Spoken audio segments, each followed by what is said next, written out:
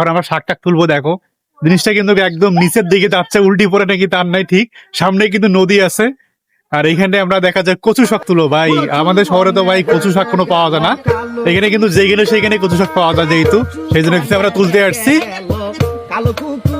একদম নদীর ধারে কিন্তু একদম কচু শাক তুলতে কিন্তু নিচের দিকে নামতেছে। উল্টি পড়িস না আবার, দেখিস সাবধানে, উল্টি পড়িস না আবার। দেখ কোন নিচের দিকে গেছে ভাই, দেখি সাপটা বেড়াইলে কিন্তু অবস্থা খারাপ হয়ে যাবে। কালো কচু কাটলি, কালো কচু তো বিরোশীর পছন্দ না, এই সাপটাপ যদি না বেড়াই আবার। ওই যে উপরে ছোট ছোট গুলো আছে।